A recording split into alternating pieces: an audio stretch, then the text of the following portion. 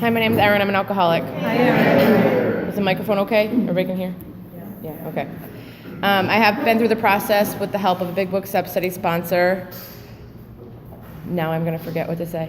Big Book Step Study sponsor, meetings like this, people like you. I've made some amends and continue to set up appointments to make amends. And I work all of these steps in my life every day. So thank you everyone for being here. Thank you, Denise, for asking me to speak. It's definitely an honor. So step 5, obviously to get to step 5, I did step 1, 2, 3, 4. So just to give an idea of, a brief idea of what I was like before.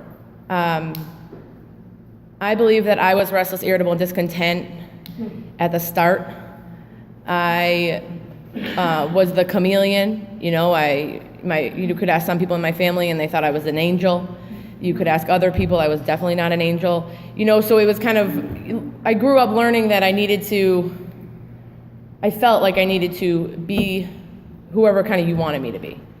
So when I was with these people, I was this way. When I was with these people, I was this way. When I was with my family, I was this way. I just didn't really know who I was. And I think along with that came that just kind of like irritability and the discontent. Like I just didn't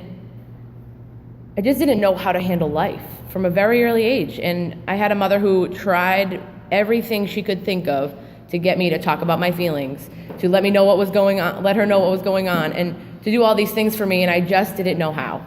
I was miserable inside, and I didn't know why.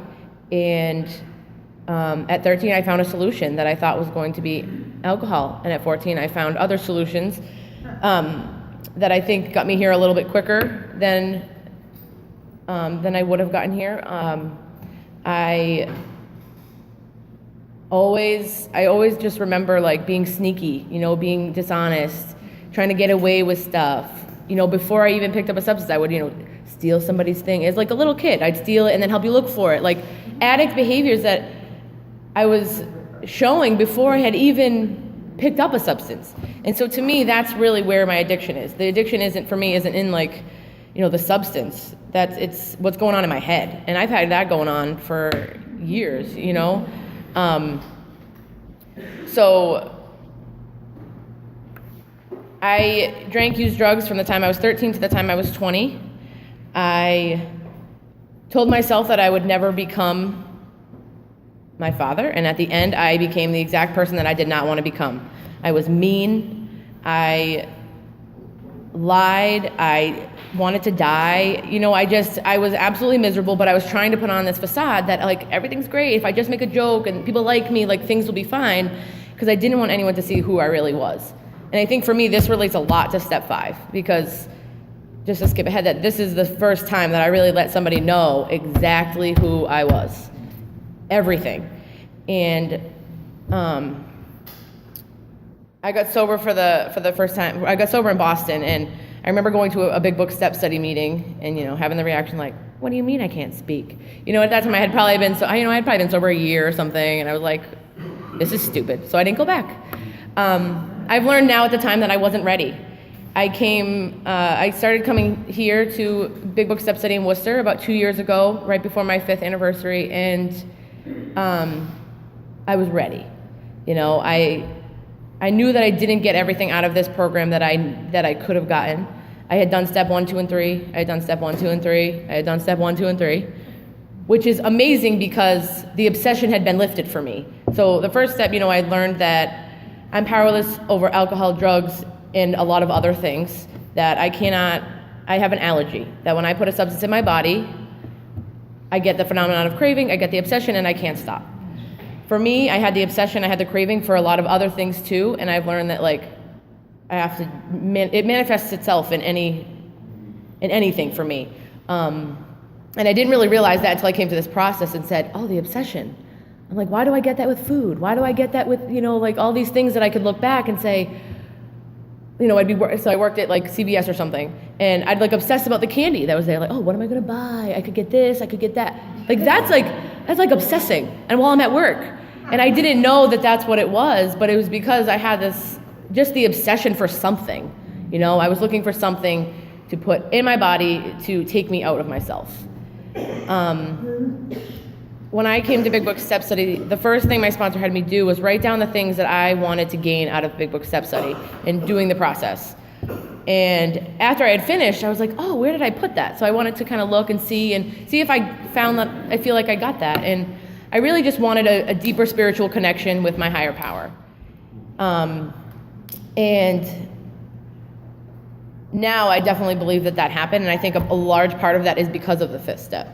And so, steps 2 and 3, when I came in here, were pretty okay for me because I had already, I was, praying for the obsession to be removed.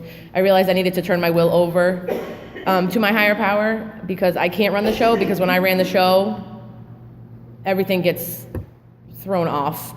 And still today, I catch myself doing that, if I'm running late, or if, something happens to get in the way of no, but this is my plan and I have to be here and I have to do this. It takes me a couple minutes, but then I realize okay, you just need to let go, because whatever's going to happen is going to happen, and it usually works out the way that it's supposed to.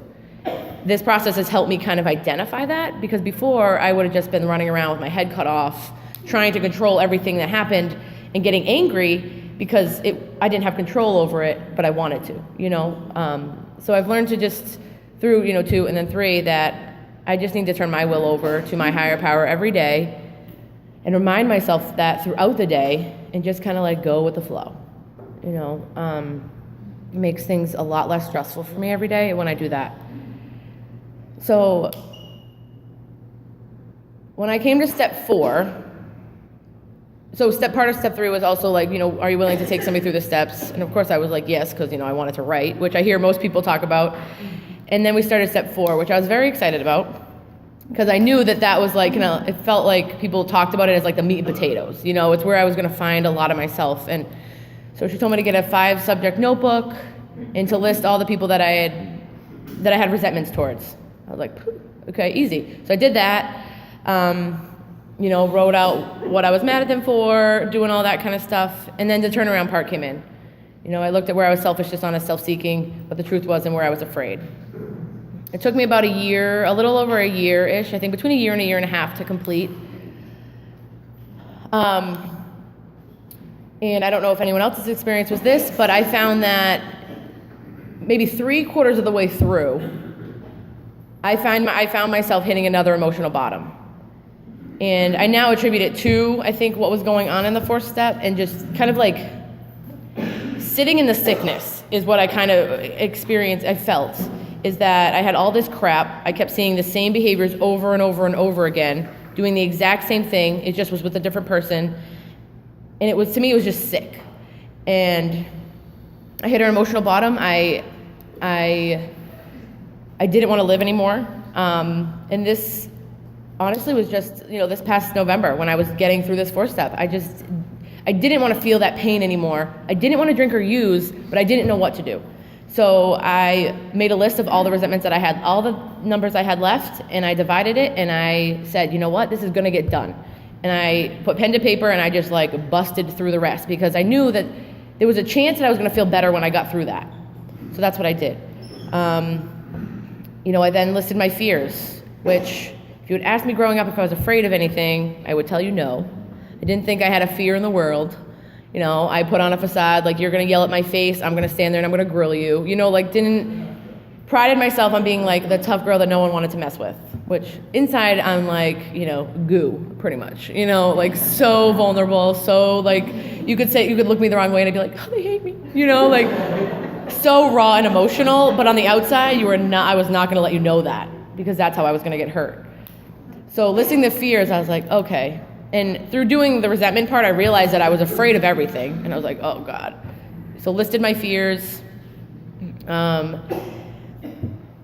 did the sex inventory, where I also found a lot of fear, which I hadn't realized, which was an amazing experience for me doing the sex inventory, because I realized that I got scared and I ran away from every relationship.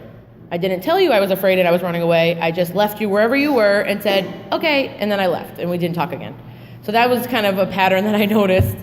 And now knowing that it was fear, to me, is a little helpful, because I can learn how to, communicate with other human beings and let them know how I'm feeling, rather than I feel uncomfortable, so I'm just going to run. And you're never going to hear from me again until we randomly run into each other on the street, and it's awkward. So after I completed that, I started my 5th step. So I took my 5th step with my sponsor. At that point, I had known, she's been reading the book the whole time. So I figured, well, why not just read it out loud to her? So I thought this was going to be quick. I was mistaken. It took maybe 4 or 5 times meeting, 2 hours every time. The first time we went to her house, which is lovely, and a nice couch, and we left a little seat for God, and she sat there, and she gave me a glass of water, and I was like, oh, I won't need that, it's all right, like I'm all set. She's my sponsor for a reason. 20 minutes through, I'm like, oh, this is why you give me the water, because talking over and over again about the same stuff, you get thirsty. So she sat, she was just quiet, she had her eyes closed sometimes, I'd look over to see if she was sleeping, and paying attention, and I pretty much just read, and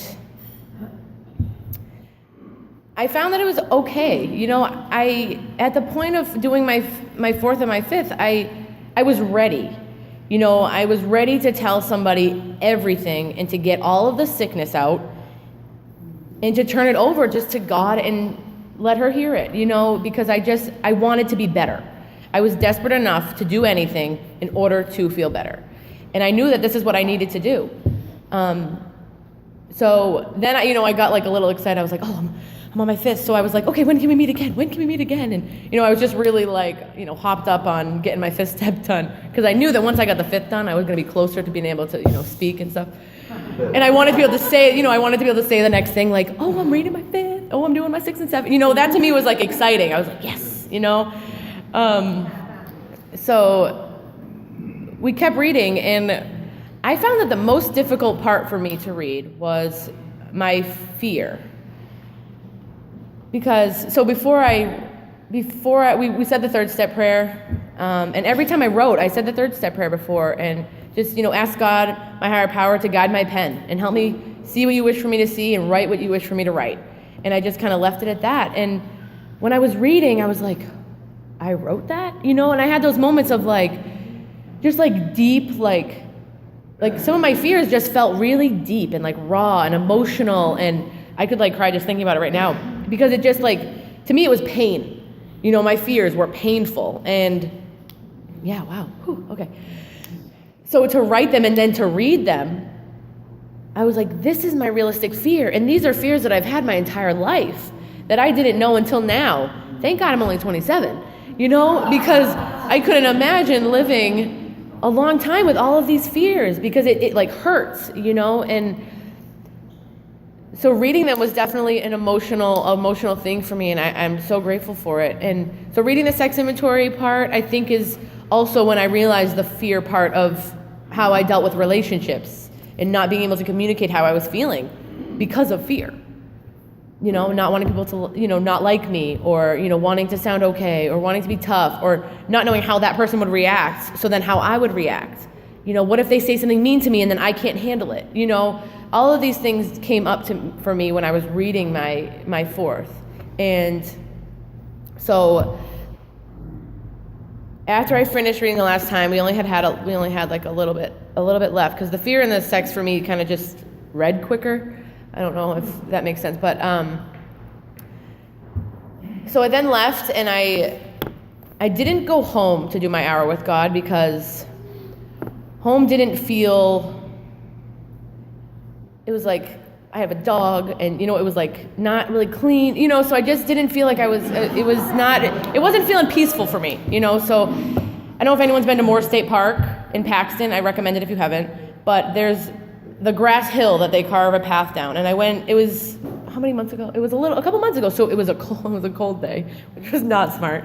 So I took a blanket, and I went to the top of this hill, and I laid out my blanket, and I sat on top of this hill. And to me, I've always felt great in nature. I feel like it's so peaceful. You hear the birds, the wind and all that. And so I was going to take my hour alone with God. Now, let me tell you, if you were to tell any person in my life that I sat for an hour silently, not doing anything, one, they would laugh at you.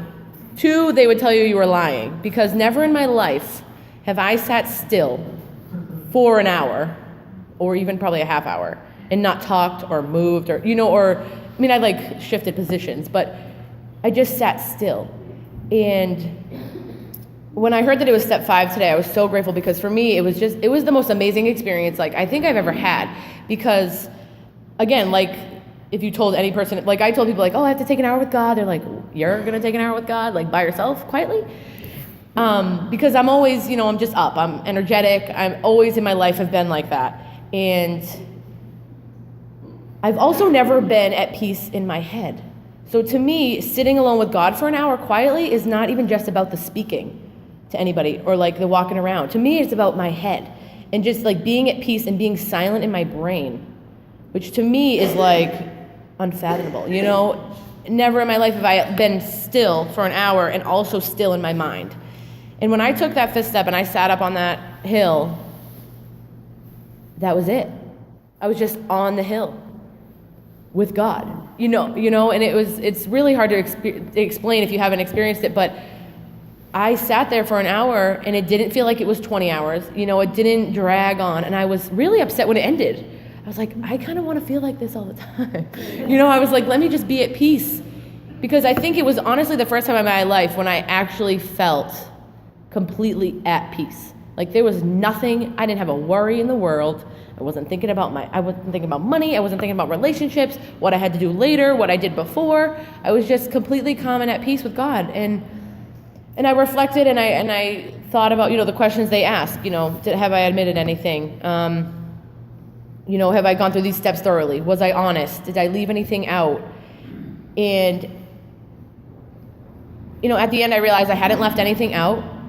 I believed I had been thoroughly honest for the first time ever about everything, even, the embarrassing stuff that, isn't maybe that bad, but you still don't want to tell anybody, because it's just oh God, what are they going to think of me? Honest about that kind of stuff, so when my, so I did that, and it was an amazing experience, and I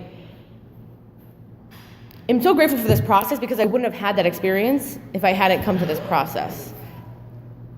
I believe, because it was incredible, and I think until you experience it, and I hope that everybody's experience is like that, because it's just, for me, that's what it was about. It was to sit quietly with God and to see really let me review all this work that I just did. It's a year and a half of crap, and then saying it out loud to somebody, to then just say, all right, take it and let me kind of move on with my life, and not have this stuff be holding me down anymore, and to have some of my fears, be removed and all of these things. And so, of course, when the hour was over, I was like, oh crap, I'm late. So instant gone, the piece is gone. I was like, my mom's gonna meet me, instantly I'm running down the hill. Oh, but thank God for that hour, because, I wanted to do it. And I was trying to manage everything, and I was trying to crunch all this stuff into one day, and I'm like, no, we're gonna do it today, because I want to do it, because of course I want to do it, my will. But it all worked out, but it was just funny to me that at the end of the hour, I was like, oh crap, I gotta go, because then I had to read 6 and, I read 6 and 7, and that whole kind of thing happened right away. And in the 12 and 12, I'm like, Jesus, this is so long in the 12 and 12. So I'm like, I'm reading, and I'm like, oh God, so I'm still sitting on this mountain, on this hill, that now I'm curled up in a fetal position because it's so cold, the wind, but it was really windy that day.